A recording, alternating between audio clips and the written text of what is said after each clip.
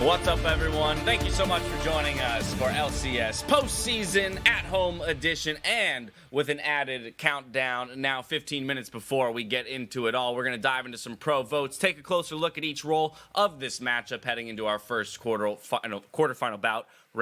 I'm joined by Prolly, Mark Z, and Kobe to kick off the postseason. Gentlemen, how you doing? We finally arrived 9 weeks through the regular season, and now we got the top 6 teams doing battle to hoist that trophy. I'm excited. If Europe is anything to go by, we're going to have a pretty crazy postseason.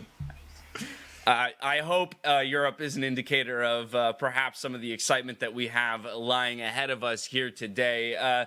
Kobe, we had some, wild tiebreaker situations to even get to where we are. What is your take on, just overall the 6 teams we ended up with and kind of heading into this postseason? Yeah, I feel like if you watch the playoff preview that Jet did with the little esports, and he talks about not knowing what can happen, anything can actually take place. That is true right now, because you talk about Europe, G2 already lost, they're down in the losers bracket, everything's up in the air, and that makes the games that much more exciting. Yeah, now probably, Kobe mentions G2 falling down in Europe. I think a lot of people would immediately then turn their attention to our top dog in Cloud9 and ask the same question we've kind of been asking all split long, which is any team here capable of taking them down in a best of 5? Thoughts on that? Well, yeah, best of 5 is going to be very different. Obviously, we've only seen these teams go best of 1, so we haven't seen how teams adapt or how good their mental resiliency is. But we have seen 2 weeks of online play now, and online is just very different than stage. So we've seen C9 completely crush it on stage, and online they've looked a bit weaker. So I'm kind of curious how a best of 5 online series is going to go, because we've never had to deal with that, or at least not for years. Without a doubt. So let's get into it a little bit. Before we dive into the quarterfinal match that we have ahead of us today, I do want to quickly go over the All-Pro votes, because those were announced just this week. Of course, we were all a part of that voting process, but we were left just as in the dark as everyone else on what the actual results of the votes were. So here you see them flying up onto your screen. The third team, second team All-Pro, a mix of multiple players across multiple organizations, but then you arrive here at the first and final All-Pro team, and I don't think it will come as much of a surprise to anyone that all 5 Cloud9 members occupy the spots here, with maybe a couple of those races being more contentious than others. But Mark, overall opinions on the way that All-Pro voting shook out? Looked pretty good to me. I think C9, when you have a 17-1 season, it's really hard to put anyone over them. And I think there were some people, I actually put Someday over Licorice, but I think it was super close. And it's really hard to pick anyone out of there. And then the other 2 All-Pro teams were comprised of people from basically every roster that was in playoffs almost. So it was, top 5 and up were all in represented somewhere, which is really cool to see. Yeah, I think more than ever, it is nice to see a little bit more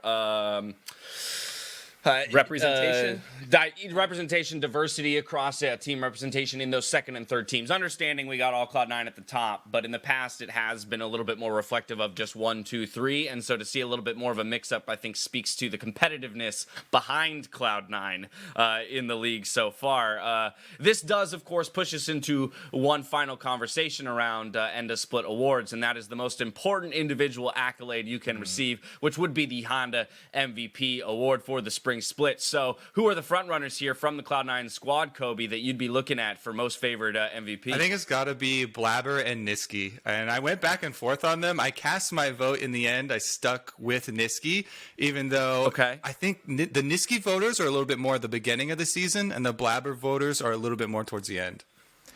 Probably, where do you fall on that that debate then? Yeah, I'm actually on the Niski side. I mean, Blabber's been playing pretty amazingly, and I think as a jungler, he just really shows his strengths when it comes to early game aggression. But the way Niski's been playing the game, I think, is kind of really unique to the whole league right now. And I think the impact of it is, I don't know, it's pretty crazy how he can influence the whole map as a mid laner. Usually that's reserved for the jungler, but he actually puts his role in such a favorable spot where he's giving his whole team a lead. I think that's just invaluable. Wide Eye Mark Z, give me your come at me. I'm with them. I was Team Niski until about week 7, and then as it kind of progressed with his performance then, and also now in week 9, I ended up giving it to Blabber for my vote. And I think it's hard because like they're saying, Niski does all these incredible things.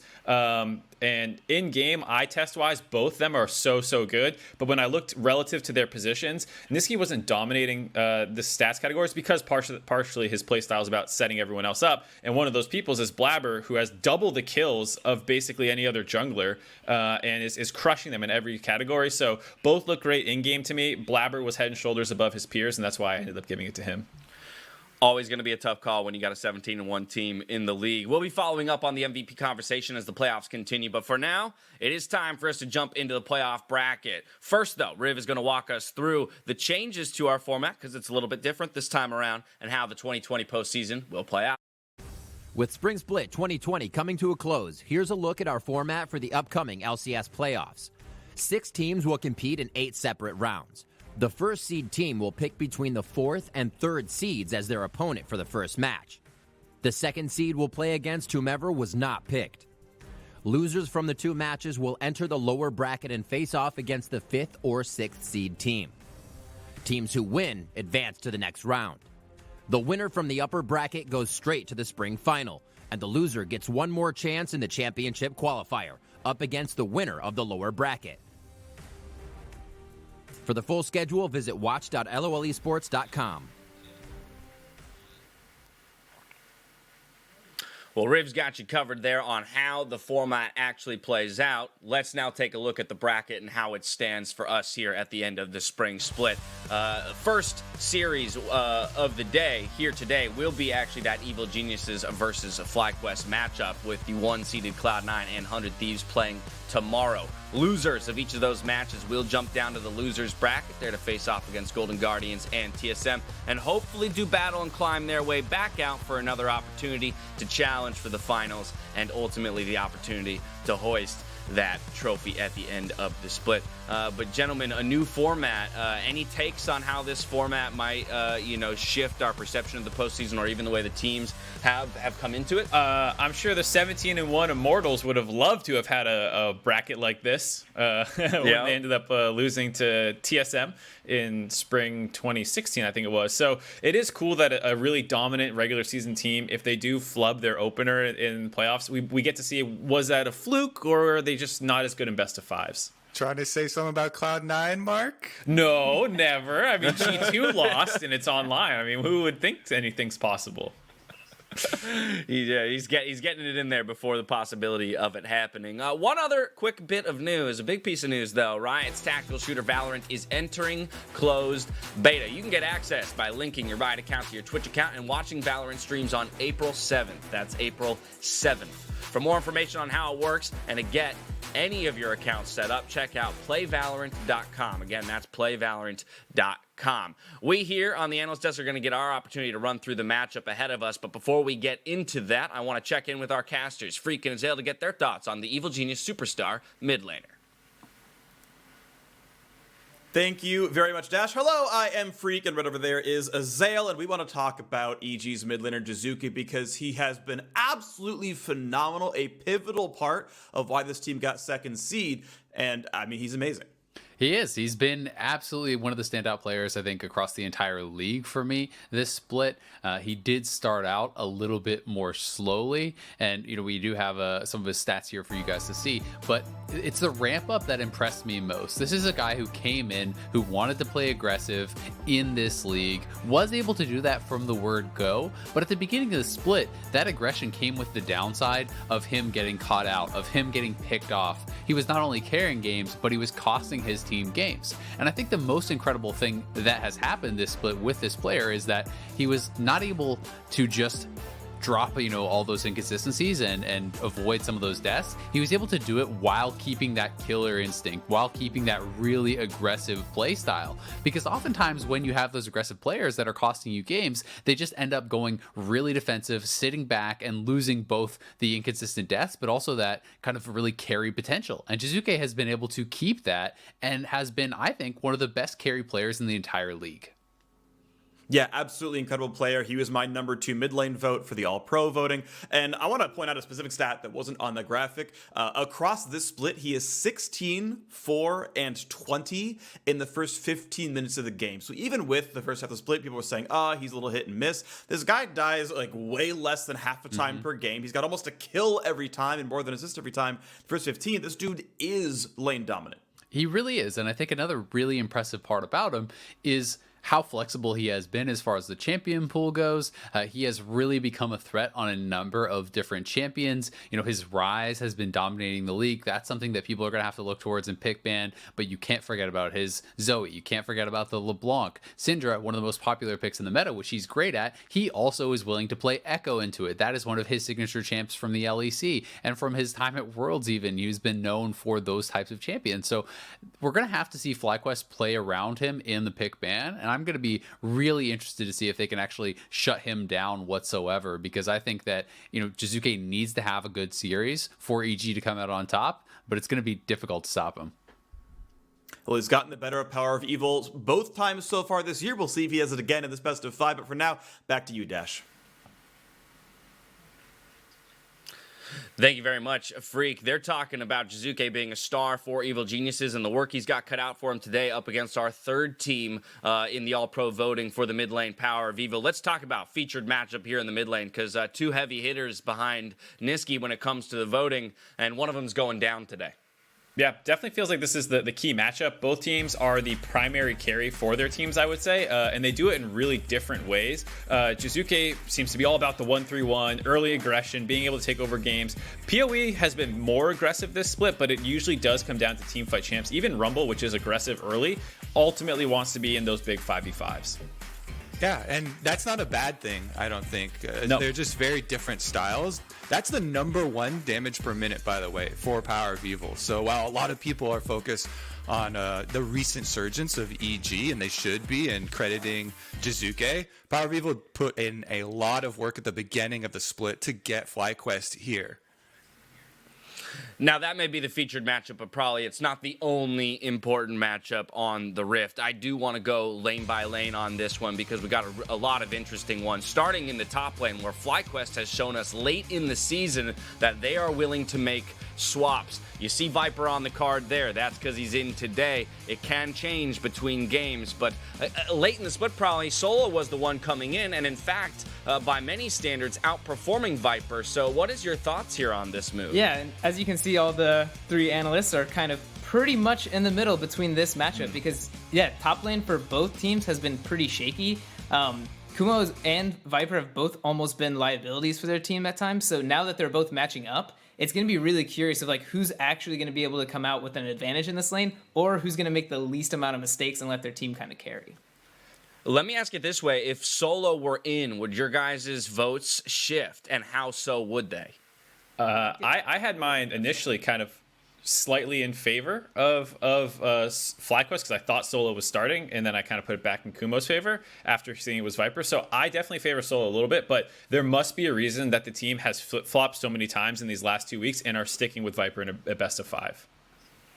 Well, as we know, the junglers can always have a large effect on the game, so let's take a look at that matchup as well. Svenskeren, former MVP in the jungle, and a huge playmaker when he does decide to pop off. Santorin has long been more, you know, the way we talk about a jungler that has consistency and can still, you know, kind of farming-oriented utility jungler. How do you see this matchup playing out, Kobe, today? I see you give a slight edge to Sven. Yeah, I actually gave him a decent size edge. I really think Svenskeren does so much to set up the win conditions for Evil Geniuses.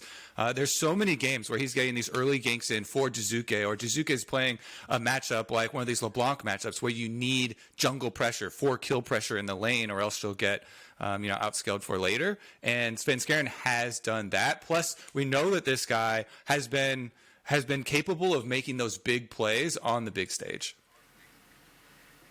Well, Santorin did pick up third All-Pro team, probably. So where do you stand on the jungle matchup? It looked pretty down the middle. Yeah, no, I mean, I agree with Kobe. I think Svenskeren has these pop-off moments and can be a really big playmaker in the early game. He's much more aggressive than Santorin. However, I think Santorin's a very quietly successful jungler in a LCS, where he's the solid jungler that Xmithy was in the past and is really valuable to a lot of teams. And then slowly, I think he's been creeping up into that point where not only is he solid, but he's actually making a lot of good plays. So maybe not as show-offy as Svenskeren, but a very solid player for sure. Next up, Mark, let's talk about the utility-focused people in the bot lane, the supports, of course. Zazel, part of that, C9 shift squad from Kumo, Svenskeren, and Zazel to come over to EG, find some success. And Ignar, though, who has long, been touted as a playmaker for FlyQuest and one of the reasons why they're able to snag some victories. So, thoughts? Yeah, I mean, he's the first person I think that we have unanimously in favor of FlyQuest, and it's not really a surprise. He's so good at taking over games from the support position, which is something you don't really see that often. Zazel has been a lot better than I think he's been given credit for over the course of this season, especially in the back half surge. But Ignar, with his champ pool and stuff, is on another level. Yeah, I think there's some nuance to this because they're just so different as support players. Ignar, most played, highest win rate, is Rakan, engaged champions. You look for roams from him. You look for him to start fights for the team. And that's exactly what this FlyQuest lineup needs. But on the side of EG, they need more defense for Bang. And he does exactly that. Zazel, most played, Tom Kench. Most played, highest win rate is Tom Kench. He gets him through the lane phase to those team fights. Just completely different styles. Yeah, well, Kobe, we got two different style supports. How do you feel about the 80 carries that are next to them in lane? We've got Bang on one side and Wild Turtle on the other. I gotta go with Bang here. I feel like the defensive play of Zazel has really complemented Bang's play style, which is something that he didn't quite get right when he came to North America, had to find a good fit. But now he's been really popping off in the team fights, carrying huge damage numbers, as well as a top KDA only under Sven. All right, well, rapid fire around the horn here, gentlemen. It's just about game time. So probably who's going to take it today? Our first quarterfinal and best of 5 between FlyQuest and Evil Geniuses. All right, well, I need a little bit of help with this. Oh boy, this prediction. So just let me know what you guys see on your screen for me. What does that tell you? What did I just get us into? Okay, we have a Power of Evil. No, it's the flamethrower Jizuke thing from the video. The flamethrower Jizuke. And that's 3 greater Jizukes. than Power of Evil? 3 Jizukes to 1 Power of Evil. That's more accurately a 3-1 prediction. Oh. There it is. A 3-1 prediction for EG, and it's coming from the mid lane is what Probably's saying. Jizuke with the pop-off performances to bring it home for the Evil Geniuses. Mark, who you going with? I also have a 3-1 EG. No clever graphic. Probably has outdone me thoroughly here. So I'm going to make fun of his instead. That dash looked like a minus. That's all I can do. Yeah, well, you know what? For the I thought sake we were of time, subtracting Mark, a PoE. No? I thought. For the sake of time, Mark, I thank you for not having a graphic prepared, so I can move right along to Kobe, our third and final call here. Prediction, what do you got? 1-3, 3-1. 1-3, 3-1. What do we got? I also have a 3-1 for Evil Geniuses. I'm more of a real-life props rather than graphic creator. Yeah. Well, we'll work on that one as well. All right, a bunch of 3-1 predictions here from the desk. I personally am hoping for a full 5 games, an exciting back-and-forth 5-game series to kick things off. Evil Geniuses FlyQuest, our first quarterfinal of the LCS 2020 Spring postseason. Casters, take it away. In a split where nothing has really gone the way people expected it to, why would playoffs go as expected? Coming into the 2020 season, everyone still thought Team Liquid would be the best team. And they are the best team North America has ever produced. But they're kind of stuck, and everyone's waiting for them to be good. Meanwhile, Cloud9 is absolutely dominating. For how powerful the ability is. Tied for the best regular split record in LCS history. He's looking to do body slam here. There was this revolving door of teams. Any of these 5 teams can make a move for second. And then there's a global health pandemic, and everything shuts down.